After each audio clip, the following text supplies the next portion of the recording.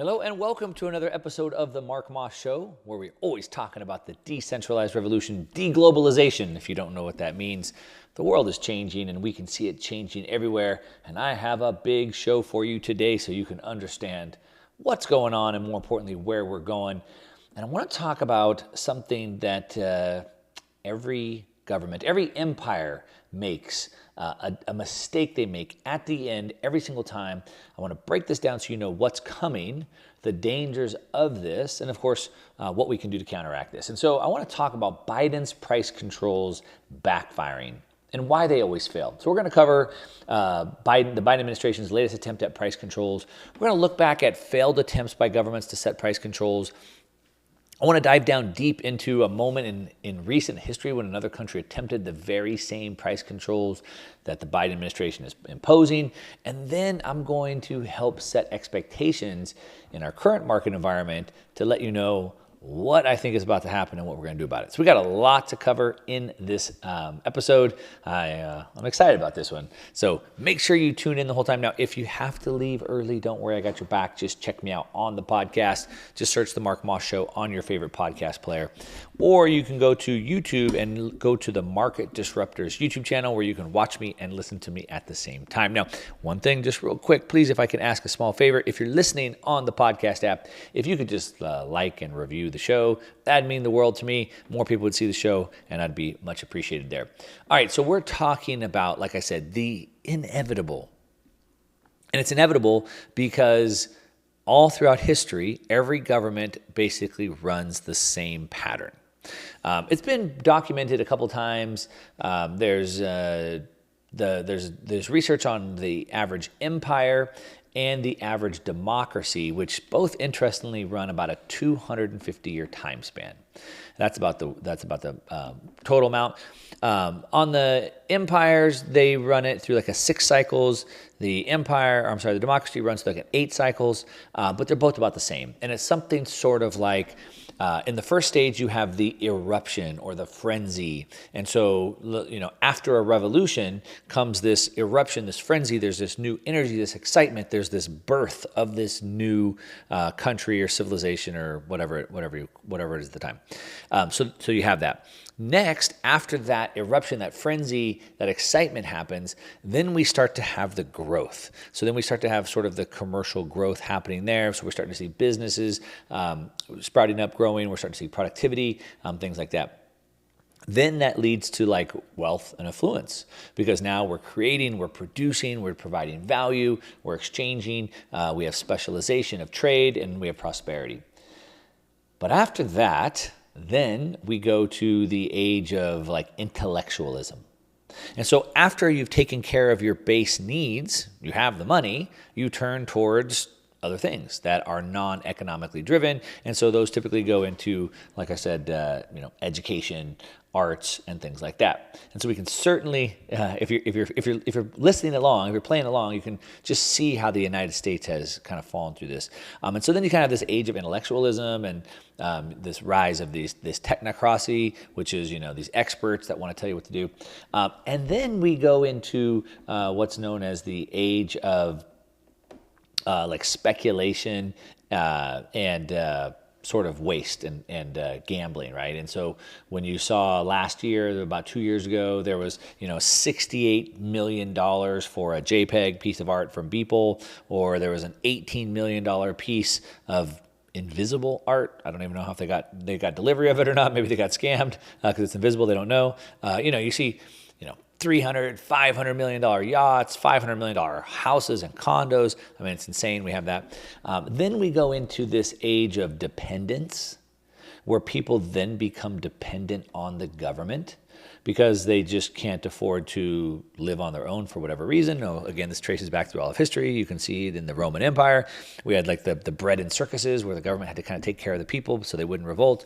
Of course, you see this, yes, in the United States today, where more and more people are dependent on the government. As a matter of fact, we have more people dependent on the government today for housing and food than we did during the Great Depression. And so we have this high level of dependence, all this talk today of UBI, universal basic income, that we need to produce. And after dependence comes, like slavery. After you become so dependent you can't leave, then comes what they actually call bondage. And then you have this period of bondage, which is now the government has total control because you've given them everything, they have total control of everything. And after bondage, we finally then have revolution again. All right, so this has been documented very well through thousands of years of history, and it typically follows about a 250-year time frame. Now, if you're playing along, yes, the United States was founded about 250 years ago, and not just the United States, but really even sort of Europe. I mean, we had the French Revolution as well about 250 years ago, and so we're starting to see this developed world starting to go down this path. Now, one of the things that's also part of this is as we kind of go from this period of abundance to dependence and then into bondage, is one of the last things that the governments do in this bondage period, which is having control over everything, is trying to control the flow of money, or what we call capital controls. So they want to control how much money is moving in the economy, moving between people. More specifically, though, they want to control money moving in and out of the economy. So you can look at China, for example. They don't have open capital markets. As a matter of fact, most countries in the world don't. You can hear, obviously, many stories, and maybe you know them if you've been a migrant or immigrant.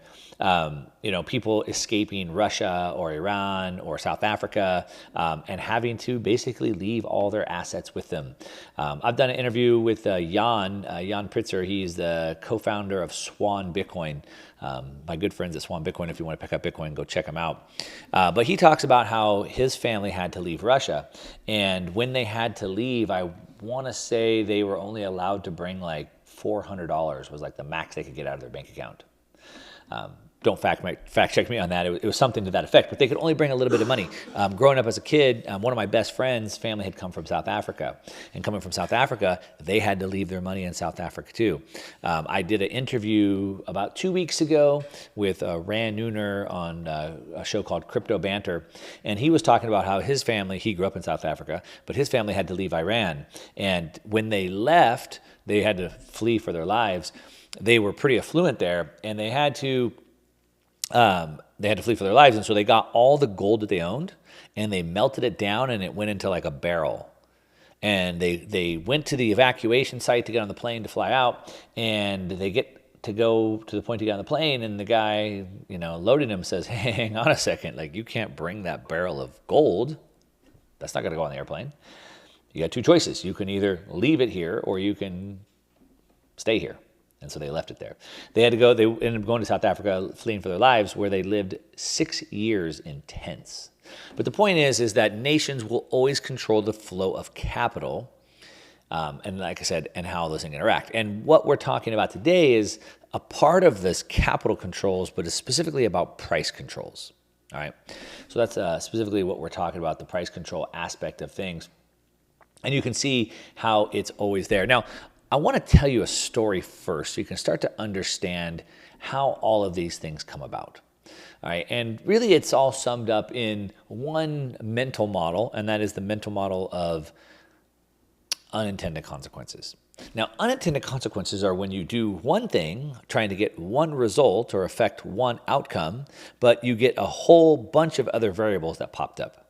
It's sort of like if you watch mainstream TV, which probably none of you guys are, but if you watch mainstream TV, it's sort of like this dumpster fire of pharmaceutical commercials where, especially if you're like watching ESPN or something, it's just like one like prescription med after another, it seems like. And at the end, they tell you all the side effects that they could have. So you have heartburn, you could take this pill for heartburn, but it might give you headaches and fevers and sweats and you might die. Right? And so those are unintended consequences. They're trying to fix one thing like heartburn, but instead they have to warn you that all these other things could happen. Now, side note, it's interesting how I only see this when I'm either at the gym or at the airport or something like that. I had to go down to the border a couple days ago and renew my global entry and my Sentry Pass so I can get in and out of the country quickly. And as I sat there in the Border Patrol office, they had CNN on. Oh, man. It's no wonder the world is so divided. You literally have two stories being told at the same time. That's another story. But the point is, all these pharmaceutical ads just kept showing up. And they always tell you, again, they're going to fix one thing, the eczema on your skin, or like I said, the heartburn or whatever you have. And then they show you all these side effects that could potentially happen, like you could die. It's like, well, maybe I'll just risk the heartburn. I don't know if I want to die. But what was interesting about that is, if you remember, I'm sure you do, during the pandemic, you weren't allowed to talk about the vaccine at all. You could never talk that there could even potentially ever be one side effect of it. Never one. But yet, you have every other medicine that's advertised, you have all these side effects. But anyway, the reason why this is important is because in a complex system, when you try to change one thing, you affect others. I want to just tell you a story real quick. Like I said, it was about the law of unintended consequences. And so when we try to change one thing, and it has all these other outcomes and effects that we didn't intend on. So there's a story. It's called the Cobra Effect. Now, the Cobra Effect is a story from India, which has a problem with king cobra snakes. And as you're probably aware, king cobra snakes are very poisonous. Now, there was a problem, and there was too many of these king cobras. And they were affecting the population. It wasn't safe. People were dying, et cetera. Things like that were happening. So the Indian government decided they would come up with a plan. The plan would be is that what we'll do is we'll incentivize, and it always starts with incentives, we'll incentivize people to go kill these cobra snakes and bring them to us. And for every snake they turn in, that we'll pay them for them. And so they did. And so people started, going and killing snakes and bringing them in. And some people that were a little bit smarter and more ambitious than others decided, hey, here's a good idea. What we'll do is we'll start raising the snakes on our own. We'll start breeding them. So we'll just start, set up our cages and we'll raise them. And they did. And they started raising them by the dozens and the hundreds or however many they were. And then they would bring in boxes at a time and just dump them on the counter and get paid out for it. It didn't take very long for the government to realize that this wasn't exactly what they had intended to happen. And so they said, hey, we're canceling this program altogether. We're no longer going to pay you for the king cobras. Well, then all these farms, all these people that were growing the cobras just to sell them to the government are like, well, what the heck are we going to do with all these snakes then? And the answer was obviously nothing. So they let them all go. And the story is that after that happened, after the program was ended, India ended up with more snakes than they had originally had in the beginning. And that is the law of unintended consequences. Specifically, when you're working in a complex system like a society and you're creating incentives, people are always going to optimize for those incentives. Now, we can see the same thing happening with price controls because it affects incentives in the law of unintended consequences. And so, as I said, we know that all throughout history, it's always this last stage that the government's going to go to, is trying to do that. Now, we know, I have dozens of examples I want to run through with you, but one of them might be, for example, like rent control. Now, I live in Southern California. I've been investing in Southern California real estate for decades. I owned apartment buildings in Los Angeles, and Los Angeles has rent control. So I've had to deal with this before. Now, basically what they say is that you can't raise your rent anymore. So me, as an owner of a building, as a landlord, I can no longer raise my rent, which on the surface sounds pretty good if you think about it only from a first order effect. Unfortunately for most, unfortunately for us, all of us, and for the world, most people only think through first order effects. So on first order, hey, that sounds pretty good. These people, they can't afford their rents going up, so let's just tell the government or have the government tell the landlords they can't raise rent. Yeah, sounds good. It's great. But then think through what happens in the second order and the third order and the fourth order effects. Well, what we do know is that when they have imposed things like rent control, what we see is that we actually have a shortage of housing. As a matter of fact, every single time we see something like price controls, it leads to shortage of housing. Now, why would that happen? Well, it's pretty simple. There's a couple things. One, if I move into this cool apartment and I love my location and it's in this trendy area, whatever, and I get my rent locked in, I no longer have to worry about the price of inflation. My rent's locked in. Now, once I'm in there, I don't ever want to let that go. As a matter of fact, as we can see after study after study after study, that once somebody moves into a rent control apartment, they are very unlikely to ever leave. And a lot of times they'll pass that to a friend or a family member if they do want to leave. And so right off the bat, it takes all of this inventory off the market. Typically in like lower income housing, there's a lot of turnovers, there's always opportunities to move. But in this type of a scenario, it takes all of that off the market. Another problem with this is that me, being an owner of a building there, I want to keep up with the maintenance on it. If you let the building get too far away, it can become very expensive. So being the greedy landlord that I am, I want to maximize my profits. And in order to maximize my profits, because I'm so greedy, I want to keep the building up to date. Now, I would imagine you, if you were a renter, would like to be in a building that maintenance was up to date. I would imagine that. You probably wouldn't want the roof leaking, right? You probably wouldn't want the sidewalks cracked. You wouldn't want that. But see, I wouldn't want that either as an owner, because if I let the ceilings leak, that's going to cause all kinds of other problems that it's going to cost me way more money. I'm much better off just to fix the roof right now instead of having to deal with the consequences later. But the problem is, if they cap the amount of price I can charge for the rent, I don't have the money to put into the maintenance. And if typically what I'd want to do is I'd want to fix it up. I'd want to, hey, let's paint it. Let's give it a new facelift. Let's put a new roof on it. Let's add a pool. But in order to add those things, it costs me more money. And so I might need to raise the rent in order to offset that. But if I can't raise the rent, then guess what? No maintenance. So now I'm forced to be a slumlord and you're forced to live in squalor. That's no good. So one, it takes away inventory. Two, it forces things to fall into deterioration. The law of entropy takes over. Things that are left on their own fall to disorder. Now, it's easy to maybe see that in the light of real estate, for example. But one of the things that I was looking at is what the Biden administration put through in what they call the Inflation Reduction Act, the IRA. Of course, you hear me talk about this all the time, how insane it is. They call these things, they label these things like almost the opposite of what they really are. And so somehow, by printing trillions of dollars, we got this massive amount of inflation. And so they created this Inflation Reduction Act, which is supposed to reduce inflation, hence the name. And they're going to do that by, yes, printing trillions of more dollars. Now, a logical person might go, well, wait a minute. Wasn't it the trillions of dollars that caused the inflation in the first place? So how could printing more trillions of dollars actually reduce the inflation? And if you ask that question, then you would be right, but they would call you an idiot. So don't ask that question. But they have a better plan. What they'll do, because of course, yes, you're right, the trillions of dollars will add towards more inflation, but not if they cap the prices.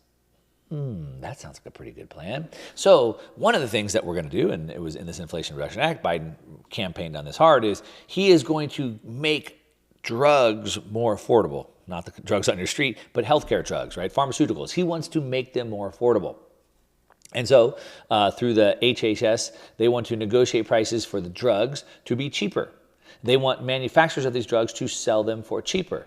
They want to tell them how much they can sell them for. Okay, well, that sounds good on the surface. Again, that's a first order effect. But what if it costs more to make the drug than what I can sell it for?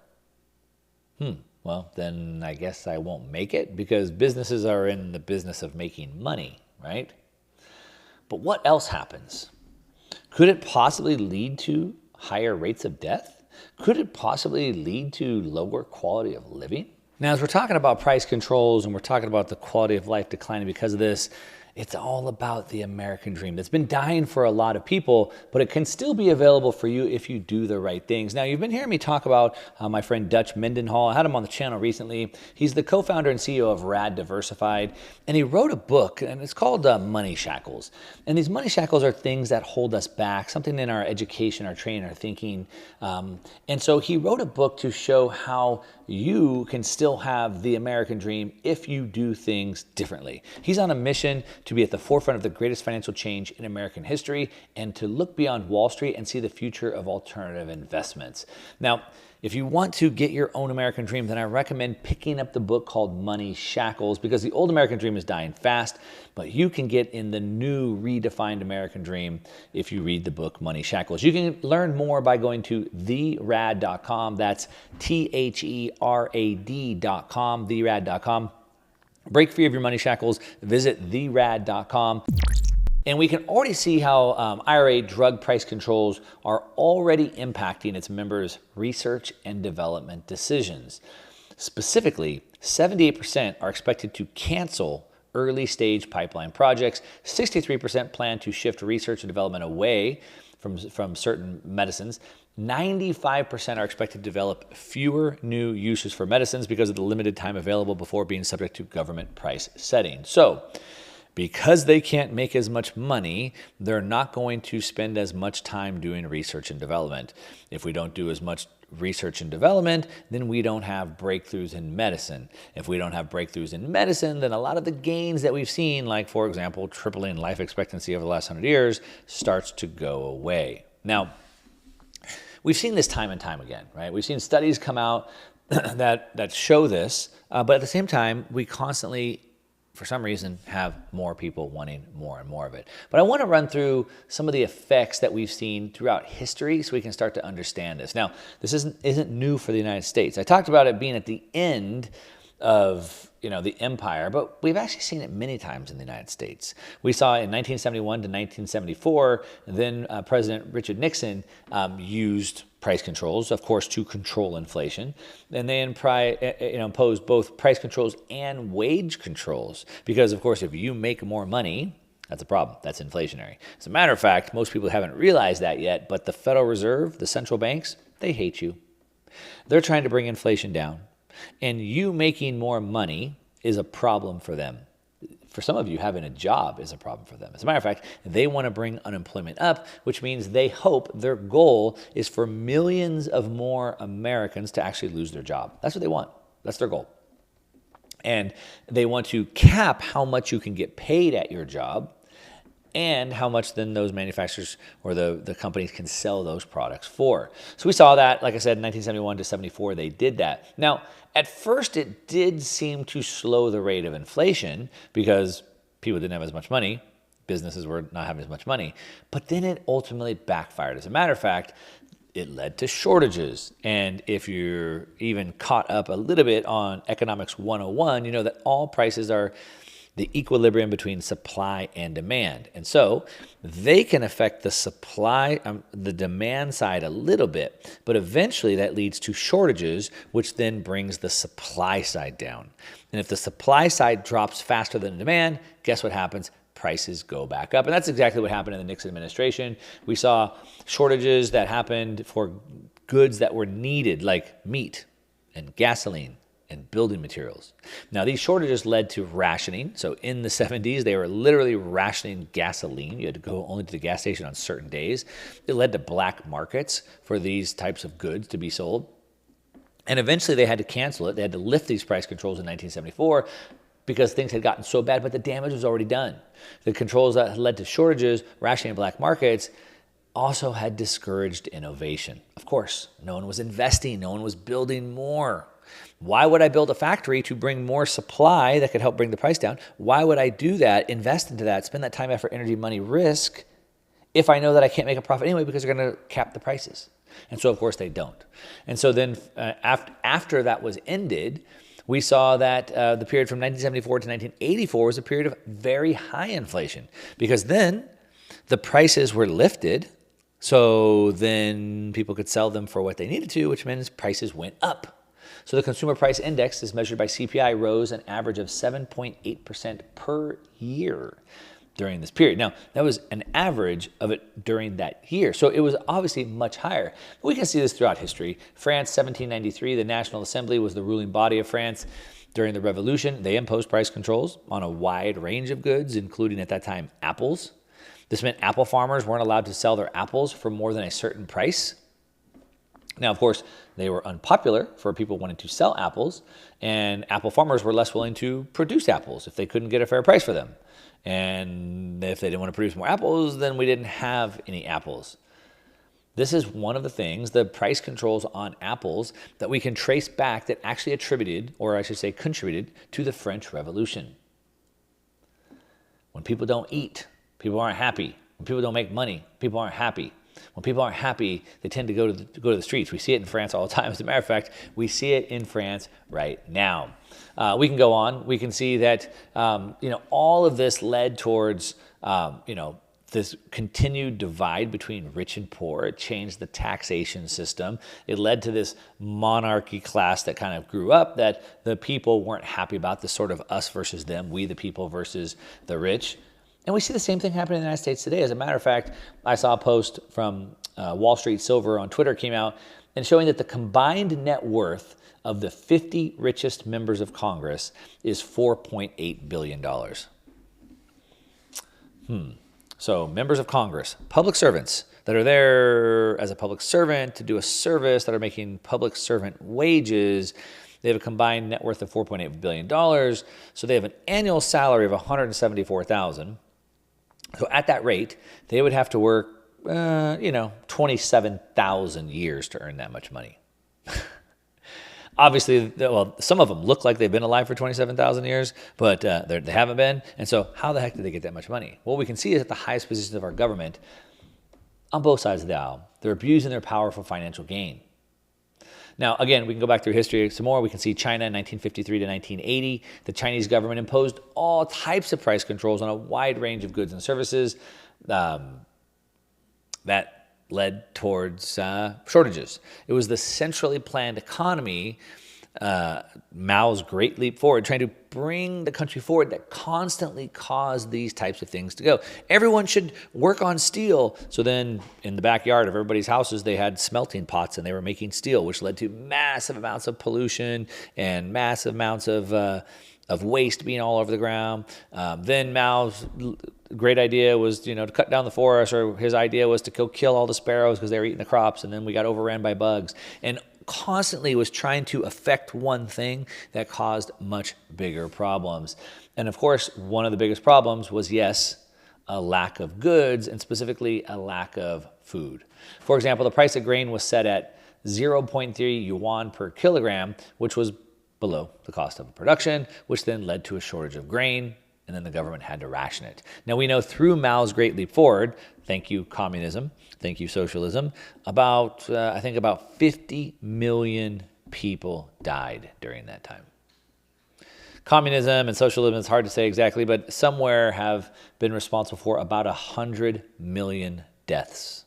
100 million. When you go back through the Bolshevik Revolution in the early 1900s in Russia, through Germany and into Mao's great leap forward, we had about 100 million people died.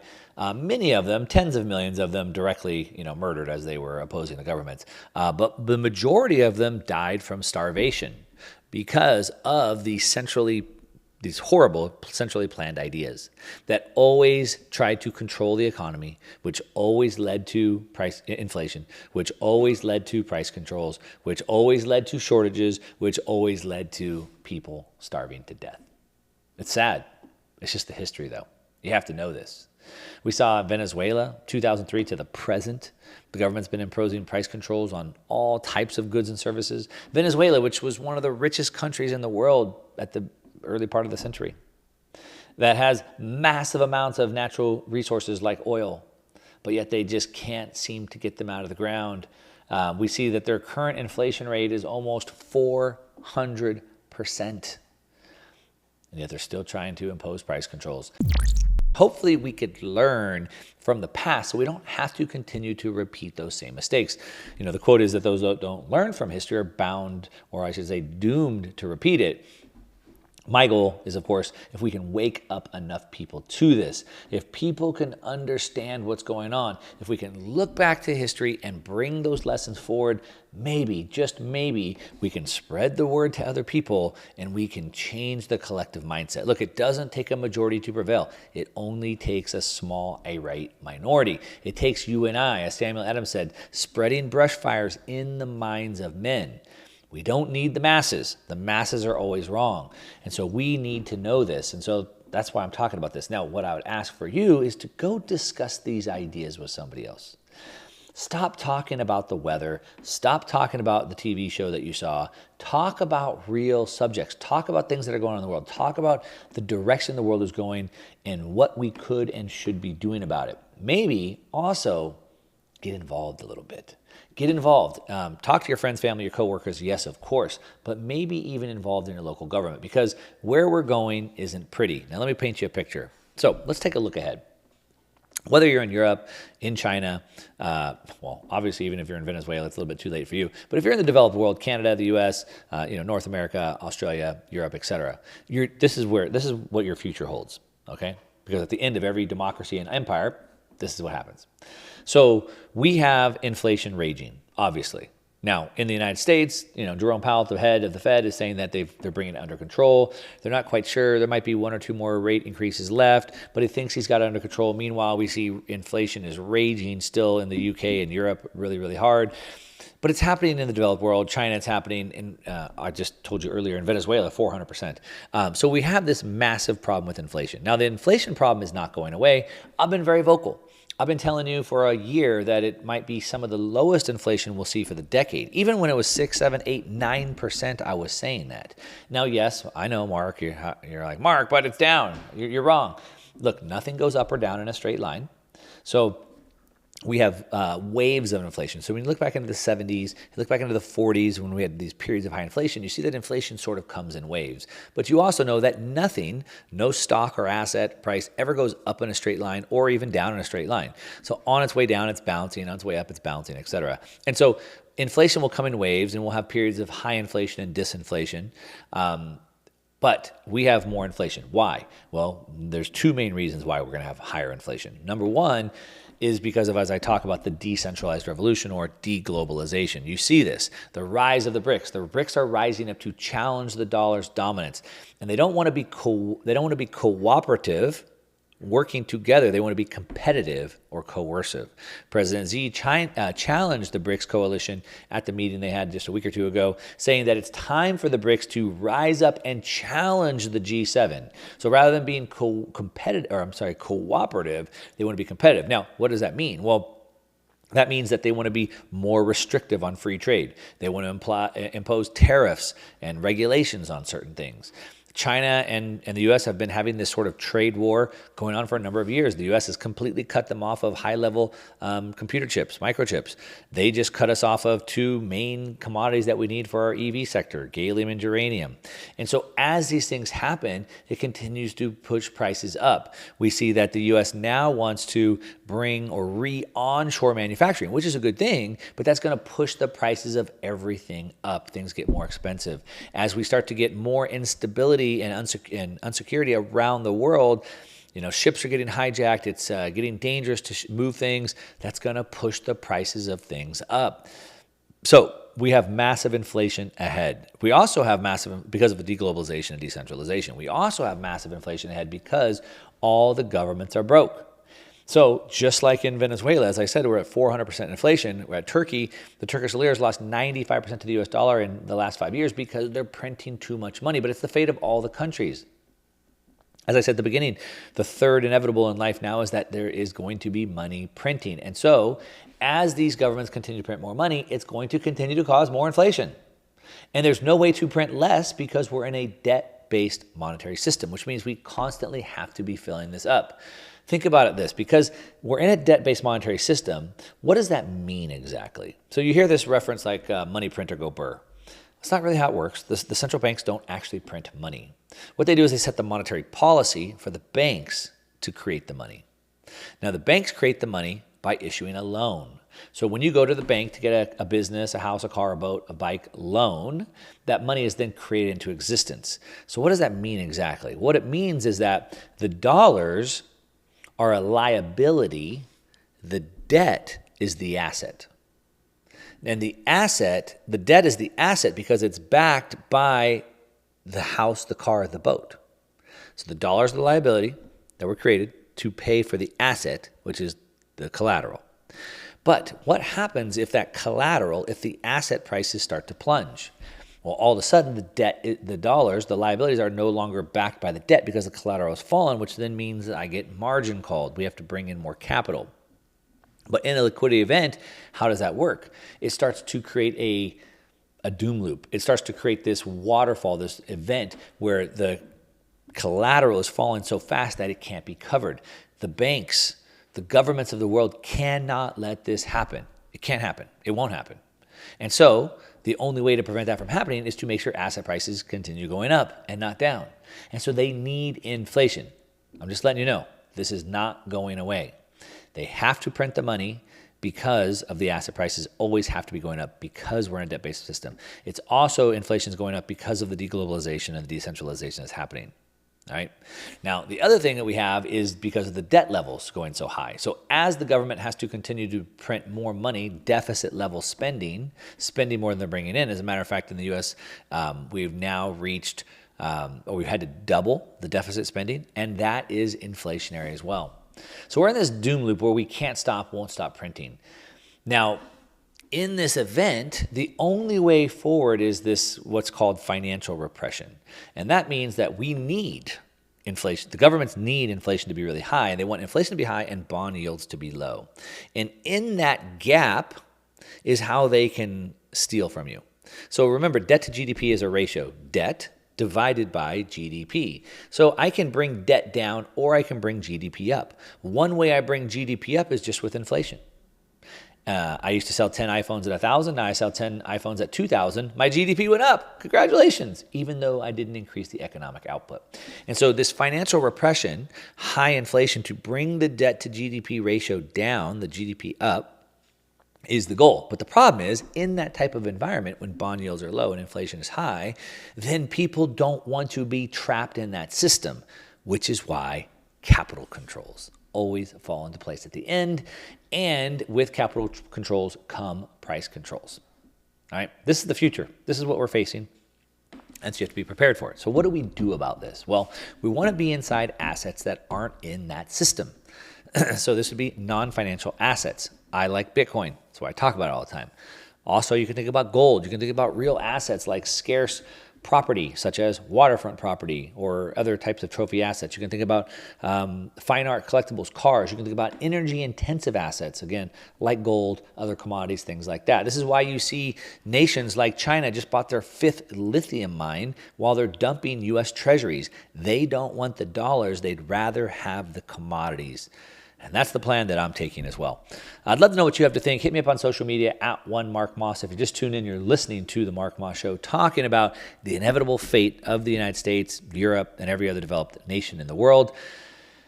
And that's a lot. If you're listening on your podcast, please like and review this episode. I'd love that if you could do that.